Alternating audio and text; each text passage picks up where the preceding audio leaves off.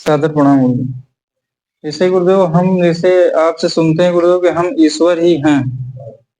तो जब हम ईश्वर ही हैं तो हम भगवत प्राप्ति क्यों करना चाहते, तो वो कौन सी चीज जो हम मतलब नहीं कर पा रहे हैं, भगवत प्राप्ति नहीं हो पा रही, कौन सी चीज रोकती, वो अहंकार मिटता क्यों नहीं? देखो, जो भगवत प्राप्ति चाहता है वो एक विचार मात्र है जिसे जीव कहा जाता है।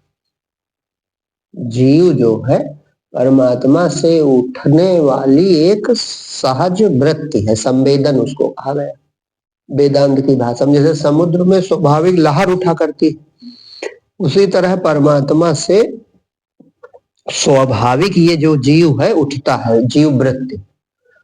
तो वो अपने साथ शरीर देखती है, तो यह वृत्ति अलग ना होकर भी अपने को अलग जानती।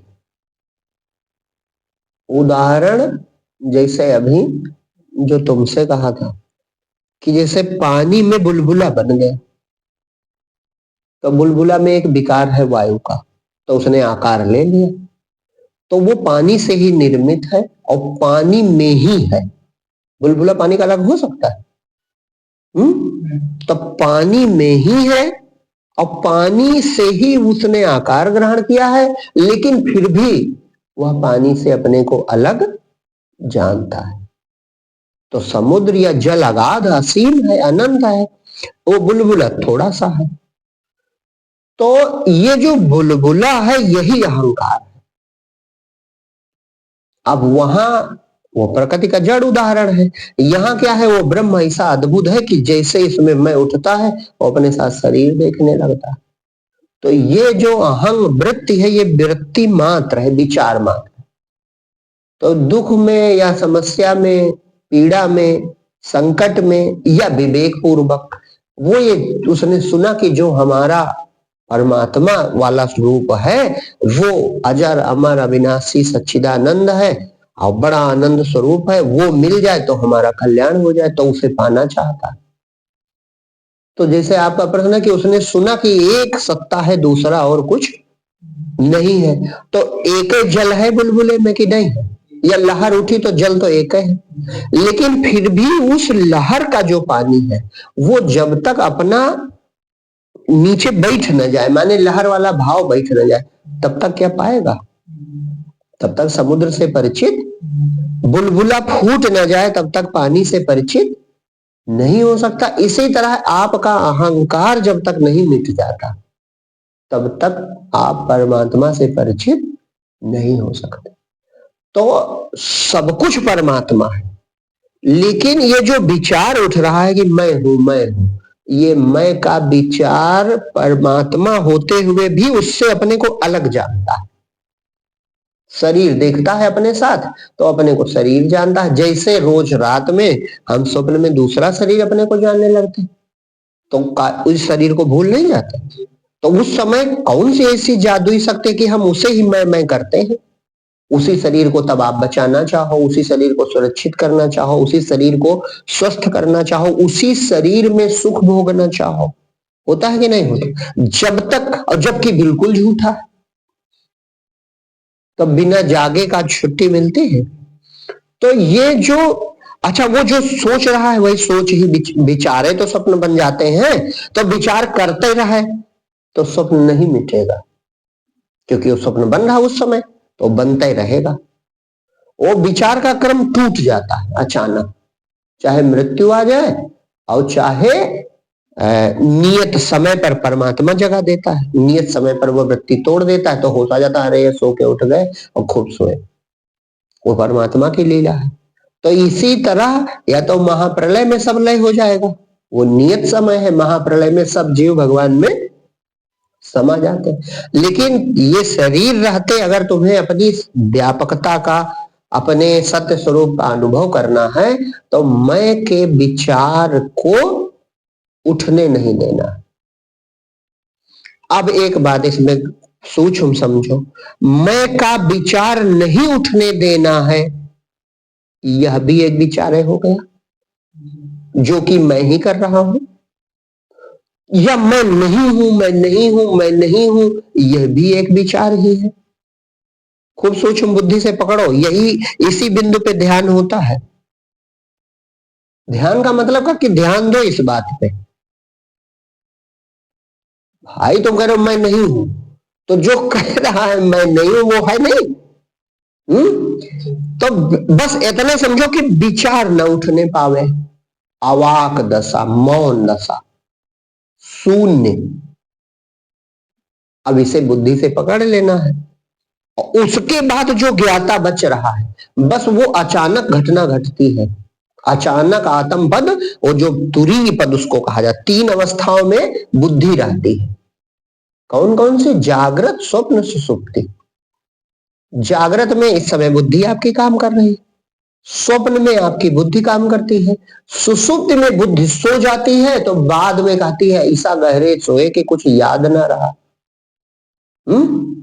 तो जागृत और स्वप्न में बुद्धि काम करती है, सुषुप्ति में सो जाती है, लेकिन तीनों अवस्थाओं में बुद्धि आपकी रहती। बुद्धि माने विचार।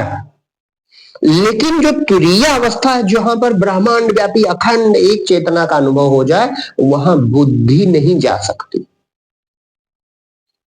मन इंद्री जा ही न जान सके, नहीं बुद्धि जिसे पहचान सके। तो बुद्धि जा नहीं सकती, और बुद्धि अहंकार एक ही चीज है, यही वहां से उठ रहा है। तो जहां से विचार उठता है, बस आप खूब विवेक पूर्वक मौन दशा को पहचानो। जिस समय आप कुछ नहीं सोच रहे हो, उस तथता को, उस अवस्था में रहने का प्रयास करो, बस वो खुल जाएगी अचानक। उसके बाद का काम परमात्मा का है, वो प्रकट हो जाता है, वो अनुभव आपको आ जाएगा। माने कुछ नहीं, अहंकार कोई चीज नहीं, तो मिटाओ का है। जब कोई चीज है, जब विचार मात्र है तो विचार ना करो, बस। समझ रहे हो ना बोला? ये ध्यान की युक्ति हम बता रहे हैं। प्रतिदिन ऐसे, यही सोहम भाव का ध्यान है, यही समर्पण है कि प्रभु तुम ही हो, शरीर तुम हो, संसार तुम हो, हमारी चेतना तुम हो, तुम ही श्वास चलाओ, तुम ही भोजन, तुम ही हो, हम कहाँ हैं? ये तो विचार एक उठने लगा, बाहर से नाम रख दिया गया, और उस नाम को शरीर से जोड़कर ये चेतना देखने लगी एक विचार। ये निरंतर बना है हमारे। यही टूट जाए, यही अहंकार का नष्ट होना, यही आपकी मृत्यु है। और अगर ये नहीं होगा तो मृत्यु के बाद ये नया शरीर देखेगा। सुसुप्त अवस्था में परमात्मा अपने में लय कर लेता है, लेकिन बीज बना रहता है। माने वो पुरिष्टिका नष्ट तो हुई नहीं है, वो बीज बना है। फिर जब जन्म होता है, समय पर फिर उग जाता है। ऐसे क्रम चलता रहता है। अब अगर होश पूर्वक, विचार पूर्वक ये नष्ट हो जाए, तो तुरीय पद का या आत्म पद का दर्शन हो जाए। बहुत सरल है। दूर दूर आदमी भटकता है, मूल बिंदु पर विचार और बात नहीं करता। जैसे सार वस्तु शरीर में क्या, यही मैं लगता है। तो मैं करने की ताकत वो परमात्मा है। मैं नहीं, मैं उठ सके ये ताकत, देख सके ये ताकत, सुन सके ये ताकत, जो ज्ञाता है, ज्ञाता, इस ज्ञाता का कभी नाश नहीं होता। जैसे रात को स्वप्न का भ्रम होता है, वहां भी ज्ञाता तुम ही होते हो। और तुम देखो, आदमी थोड़ा गंभीर हो जाए तो उसको तो तुरंत विचार करना चाहिए कि अरे इसी तरह वहां भी मिठाई मीठी लगती थी, इसी तरह वहां चाय मीठी थी, इसी तरह वहां आग गर्म थी, और इसी तरह वहां की आंख देखती थी, इसी तरह वहां की बुद्धि काम करती थी, और सब चला गया और अनुभवी हम बच गए। तो हम कोई निराली चीज नहीं है ऐसा कि नहीं है? कहा है कि हमारी बुद्धि इतनी स्थूलतावादी है, इतनी भौतिकवादी, कि हम इन मूलभूत सच्ची बातों का विचार नहीं कर पाते। हम बाहर भटक रहे हैं, कैसे बड़े आदमी बन जाएं, कैसे दुनिया जानने लगे, उसके चक्कर में ज्यादा है, बहिर्मुखता ज्यादा है, अंतर्मुखता, सूक्ष्म विचार। और ये नहीं हो सके कि सूक्ष्म से बड़े का संचालन होता है, ये विज्ञान में भी है। विज्ञान में भी है कि बड़ी चीजें हैं जरूर, लेकिन वो बड़े सूक्ष्म सूत्र से या बड़े सूक्ष्म यंत्र से चलाई जा रही। सूक्ष्मता से बड़ा संचालित हो रहा है कि बड़े से सूक्ष्म संचालित है? सूक्ष्मता से। तो जब तुम अपने सूक्ष्म होने लगोगे तुम शक्ति तुम्हारी बढ़ने लगेगी, घटने लगेगी। यही विचार करना है। अपने में आओ तो तुम वापस सूक्ष्मता, तुम इतना स्थूल हो गए हो कि बहुत हल्के हो गए हो। बहुत स्थूलतावादी जो होता है वो मजदूर बनता है, उससे थोड़ा जो बुद्धि में रहता है वो अधिकारी बन जाता है, और श्रेष्ठ जो बुद्धिमान है वे और ऊंचे चले जाते हैं, और जो सर्वश्रेष्ठ है वो संत हो जाता है। क्यों? क्योंकि वो आत्म पद में स्थित होता है। वो समझता है ये सारी चीजें आज है कल नहीं रहेंगे, इनके चक्कर में कहा पड़ो। ये सबसे ऊंचा पद है आत्म पद, कोई साधारण चीज नहीं है। तो सूक्ष्म विचार करो कि सार क्या है। यार ऐसा तो रोज हमें अनुभव होता है, वहां भी पैर होते हैं चलते हैं, और वहां भी कांटा गड़ता है तो हमें ही दर्द होता है। स्वप्न में नहीं होता? स्वप्न में कांटा चुभ जाए पैर में दर्द होता कि नहीं होता? तो यार ये क्या चीज है कि हम उससे अलग हो जाते, और हम अलग होते तो कुछ बचता भी नहीं।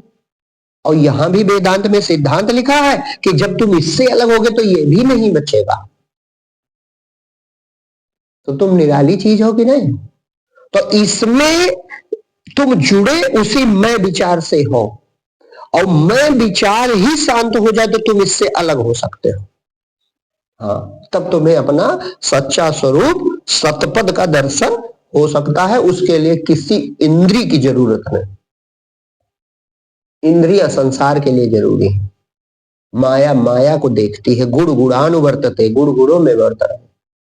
आंख माया देख सकती है, कान माया सुन सकते हैं, और तुम मायापति हो, तुम्हें कोई नहीं जान सकता, लेकिन तुमसे सब सिद्ध है। इतना झूठा है। और सपना शून्य है कि कोई चीजों है। लेकिन तुम कहते नहीं बड़े मायापति हो कि तुम्हारी वजह सब माया फैल जाती है। तुम्हारी स्वप्न तुम्हारी तो माया है। तो ऐसे यहां भी जिसकी माया फैली वो तुम ही हो। काहे? तुम वहां भी सत्य थे, यहां भी सत्य है। भाई वो बिल्कुल झूठा तो है नहीं, लेकिन वो तुमसे सत्य था। तुम हटे सब गायब। अरे हमारे विचार हमको परेशान कर रहे थे। स्वप्न में ये सूत्र लागू कि नहीं है? दूसरा कोई नहीं, मैं खुद का अनुभव कर रहा। मैं ही शेर बन के मैं ही डर रहा था। ये सूत्र वहां लागू होगा। वही हूबहू सूत्र यहां भी है। यहां तुम मानने को तैयार नहीं, लेकिन अगर तुम्हारी बुद्धि वैज्ञानिक हो तो तुम मानो। पहले वैज्ञानिक ही सबसे बड़ा भक्त तो श्रद्धालु होता है। जो असंभव है, जो असंभावित है, जो आज तक नहीं हुआ, उसमें जिसको श्रद्धा है कि क्या हो सकता है, वो वैज्ञानिक होता है। मूर्ख वैज्ञानिक कैसे बन सकते हैं? अरे हम देखे नहीं, मानी कैसे? भाई जो असंभव तो असंभव है। जो असंभव था आज से 50 साल पहले, आज वो संभव है। तो ये किसी भक्त का काम है कि किसी नास्तिक का काम है? ये एक आस्तिक का काम है। एक आस्तिक ने विचार किया, सुना कि नहीं शब्द नष्ट नहीं होते, तो फोन का आविष्कार कर दिया। कहने का मतलब जो असंभव सा लगता हो लेकिन बौद्धिक तर्कों पर फिट बैठता हो, उसमें संभावना जतानी चाहिए। अगर स्वप्न में रोज ऐसा होता है और हमारे सब ग्रंथ कह रहे हैं कि तुम निराकार चैतन्य सत्ता हो, तो हो सकता है हो हम, तो श्रद्धा काहे नहीं करते? श्रद्धा करो। और फिर उस विज्ञान में तो अन्य यंत्रों की जरूरत है। ये तो शरीर का आपका अपना अध्यात्म विज्ञान है, इसमें कुछ नहीं, अपने में ही डूब जाना। हम युक्ति बता रहे हैं। इसी में जो विचार उठ रहा, जहां से उठ रहा वहीं शांत रहेगा। अरे वो शांत होगा, बुद्धि थोड़े देखना कहां से उठ रहा। जब शांत हो तो पक्का अपने जड़ में ही शांत होगा। भाई किरण बैठेगी तो कहां बैठेगी? सूरज में। और लहर बैठेगी तो कहां बैठेगी? अपने तलहटी के जल में। तो तुम शांत होगे तो कहां शांत होगे? परमात्मा में। सीधा सिद्धांत है, उसमें बुद्धि लगाना नहीं। बुद्धि का कोई काम है? बुद्धि लगानी ही नहीं है। बस अपने में शांत हो जाओ, देखो कल्याण होता कि नहीं होता। खूब विवेक सजगता बनी रहे, सो ना जाओ वहां पर। सजगता बनी रहे कि विचार, भाई मैं मिट जाऊं या मैं नहीं हूं, ये भी तो एक विचार है। तो कुछ ऐसा कर रहे हैं कि बिल्कुल विचार न उठने पाए। बस उसी अवस्था में अधिक से अधिक रहने का प्रयास करो। जैसे अंधाकरण टूटा, बस तुरीय पद का दर्शन हो जाएगा। वो चौथी अवस्था है। 3 अवस्थाएं आप जानते हो, जागृत, सुपन, सुषुप्ति है बुद्धि की अवस्था। मैं हूं सभी से न्यारा, याते सदा शिवो हम। मैं इनसे अलग हूं, वो तुरीय अवस्था कही गई संतों ने कहा, जहां पर उस एक रस चेतना का अनुभव हो जाता है, ब्रह्मांड व्यापी चेतना। इसीलिए तो अभी क्या कह रहे थे कि वो पहली मुलाकात जीव बर्दाश्त नहीं कर सकता। हाँ, वो आत्म पद की पहली मुलाकात, अरे जो क्षुद्र दरिद्र था एक शरीर में बंधा, वो अचानक ब्रह्मांड व्यापी होने लगती, वो बर्दाश्त ही नहीं कर पाता। हाँ, तो फिर से संभालता है, बस मैं बन जाता है। लेकिन अगर थोड़ी देर भी खुल गई, 1 मिनट भी, तो बस अब तुम इसी जन्म में मुक्त हो जाओगे, धीरे धीरे अभ्यास करके। काहे? स्वाद मिल गया, जान तो गई है बुद्धि की, हाँ अभी जो हुआ था ये क्या था, ये बड़ा अलौकिक था, बड़ा अद्भुत था। है, हम थे नहीं, हम पूरी दुनिया थे, सब कुछ हम थे। वो बहुत निराली दशा होती। पहली मुलाकात में कोई बर्दाश्त नहीं कर पाया, कोई संत महापुरुष ऐसा नहीं। तो कहते हैं पहली दर्शन हो जाए और फिर भी पूर्णता पाने में 12 वर्ष लग जाते। ऐसी दशा है ये निराली, कोई साधारण खेल थोड़ा है। और ना हम कोई कथा किस्सा तुम्हें सुना रहे हैं, ये आपका विज्ञान अध्यात्म माने अपनी बात है। श्रद्धा नहीं है तो फिर ज्ञान भी नहीं होगा। अगर सत्य लगती है हमारी बात है तो ज्ञान जरूर हो जाएगा। आपके विवेक है, और अगर आप हमारी बात सत्य, हमारी बात से तात्पर्य, हाँ हमारी बात, हमारी माने आत्मा की बात, अपनी बात, सब ग्रंथों की बात, जितने अपने संतों की बातें, एक है तो बात है। हाँ, तो सत्य लगती है तो बोध हो जाएगा।